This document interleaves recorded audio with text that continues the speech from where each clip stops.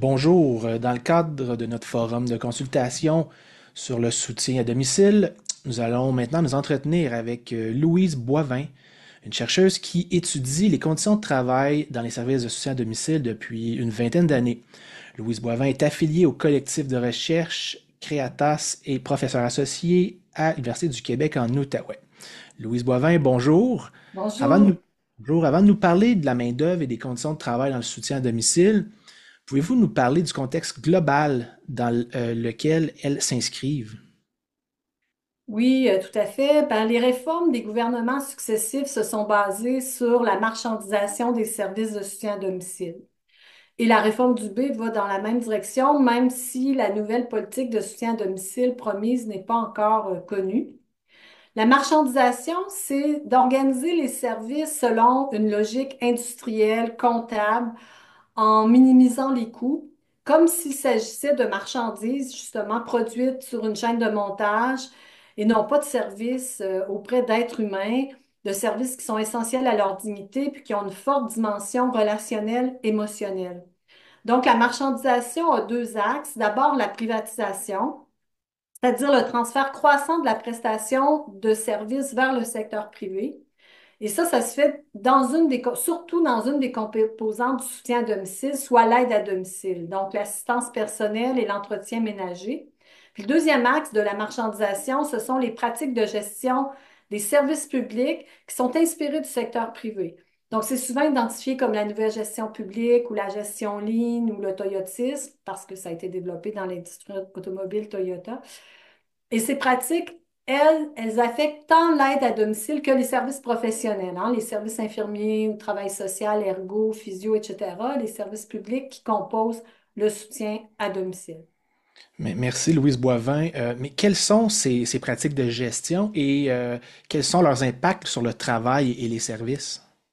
Mais ces pratiques lean, comme on dit, sont d'abord l'intensification du travail, donc un minutage très, très serré des tâches, justement comme sur une chaîne de montage, avec une très faible autonomie professionnelle face aux multiples imprévus qui sont inhérents, hein, dans le soutien à domicile.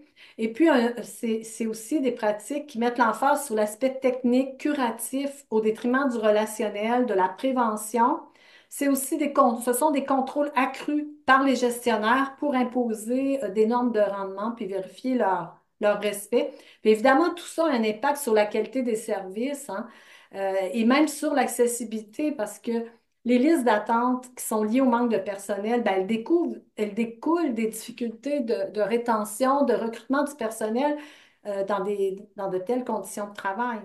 Donc, pour prendre le cas concret dans l'aide à domicile des auxiliaires aux services de santé et sociaux, ben, elle court d'un domicile à l'autre toute la journée avec des temps de transport, de déplacement, de soins qui sont sous-évalués. Donc, elles doivent prendre sur leur propre temps personnel, non rémunéré, souvent du temps pour les imprévus et la relation d'aide, hein, qui est intrinsèque dans leur travail avec des personnes qui sont souvent vulnérables et isolées. Puis en plus, leur participation aux réunions des équipes multidisciplinaires de soutien à domicile est de plus en plus rare, hein, faute de temps. Et pourtant, c'est elles qui assument le lien le plus régulier avec les personnes usagères, sans compter ça que leur rémunération est largement insuffisante par rapport à leurs responsabilités. Avant de poursuivre sur la question des conditions de travail, continuons sur le contexte. Quelle est l'ampleur de la privatisation en soutien à domicile au Québec? Mais en fait, ce sont surtout les services d'aide à domicile là, qui sont fortement privatisés. Mais ce sont les services d'aide à domicile, en fait, parce que les services professionnels ne sont pas tellement privatisés. Donc, les données ministérielles montrent que les heures de services de longue durée, et ça exclut les heures pour les services pour post-opératoire ou convalescence ou tout ce qui est de courte durée, mais montrent que quand on regarde ces heures-là, en fait, il y a 90% des heures qui sont des heures euh, réalisées par les prestataires privés. Donc, dans le graphique, on voit c'est en orange et en gris. Puis en bleu, on voit la part du secteur public, c'est-à-dire les auxiliaires, qui a diminué de plus de la moitié entre la réforme Barrette et 2024 pour arriver aujourd'hui là, à 12,5% des heures de service. Donc, c'est très peu.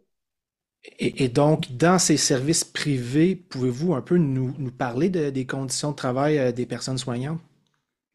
Oui, en fait, comment ça se passe? C'est que les établissements publics disposent de budgets, on le sait, qui sont inférieurs aux besoins.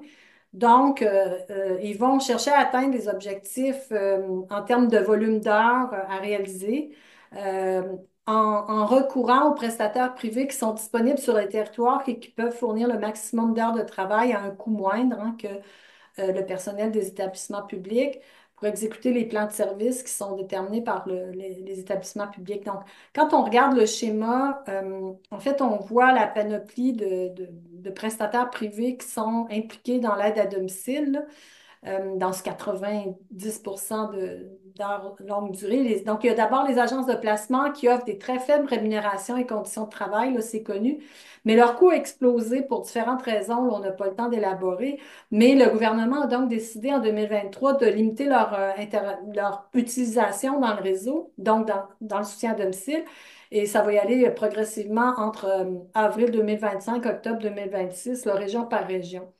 Malheureusement, à date, le gouvernement en place, il ne semble pas envisager de les remplacer en recrutant puis en essayant de retenir, de garder les auxiliaires du secteur public.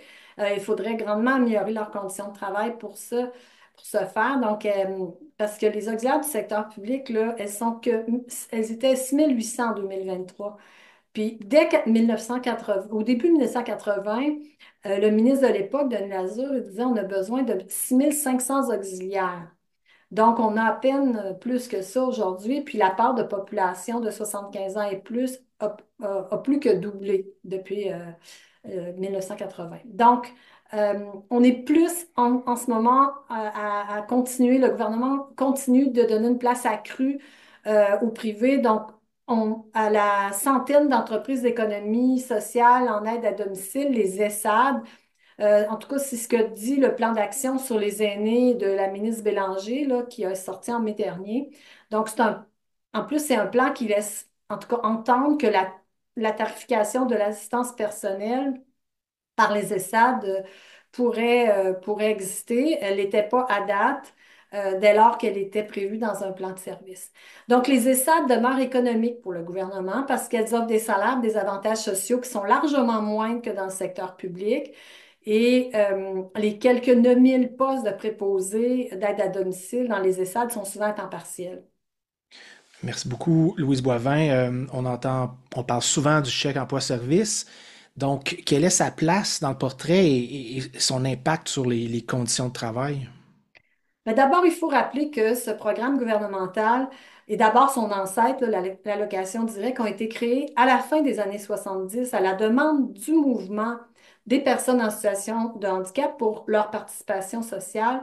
Et elles souhaitaient assumer une partie de la gestion du personnel. Et elles souhaitent encore. Donc, c'est une allocation qui est remise à la personne usagère pour qu'elle embauche elle-même un personnel rémunéré par le ministère. Cependant, le chèque emploi-service a été utilisé de façon croissante par les autorités publiques comme une modalité de service à rabais et de plus en plus pour les aînés. Donc, il n'y a rien qui indique que ça va changer là, pour le moment. Le nombre de personnes usagères du programme là, dans l'ensemble a pratiquement doublé depuis 2015 et atteint aujourd'hui 19 000 personnes. Puis les emplois, là, c'est quand même 30 000 travailleuses, en tout cas en majorité des femmes, donc je féminise. Donc, dans ce programme, elles sont très mal rémunérées par le ministère et sur des horaires aussi compressés, éclatés, du matin au soir, souvent imprévisibles, variables. Elles sont faiblement protégées par le droit du travail. Et en plus, les personnes usagères se retrouvent responsables de la quasi-totalité des obligations juridiques de l'employeur sans soutien du ministère. Donc, nous, c'est pour ça qu'on a créé avec l'organisme Execo des guides sur les droits du travail. Vous avez l'adresse du site web où les trouver. Il s'adresse tant aux travailleuses, travailleurs qu'aux personnes usagères. Et aussi, l'année passée, on a produit un rapport de recherche sur les nombreux problèmes de protection des droits du travail dans le chèque emploi-service avec au bas de l'échelle. Vous avez aussi l'adresse qui apparaît à l'écran. Donc, il comporte 16 recommandations pour les autorités publiques, les autorités politiques. Intéressant, là, dans votre schéma qui présente l'écosystème du soutien à domicile au Québec, on voit aussi trois types de résidences privées pour aînés et d'autres catégories de personnes résidentes. Qu'en est-il de leur place dans l'aide financière et dans les conditions de travail, notamment dans ces résidences? Oui, ben en fait, dans le schéma, j'ai mis ces résidences privées parce qu'elles sont considérées comme des domiciles pour les autorités. Donc, dans ces trois types de résidences privées, le ministère finance des services d'aide à domicile, en particulier l'assistance personnelle, et les résidences ont à charge la gestion du personnel. Elles recourent aussi à des agences, à des ESAD dans certains cas. Donc, faute de temps, là, je vais enchaîner seulement sur les résidences privées pour aînés, les RPA, qui sont en plus grand nombre que les ressources intermédiaires, les RI, les résidences de type familial, les RTF.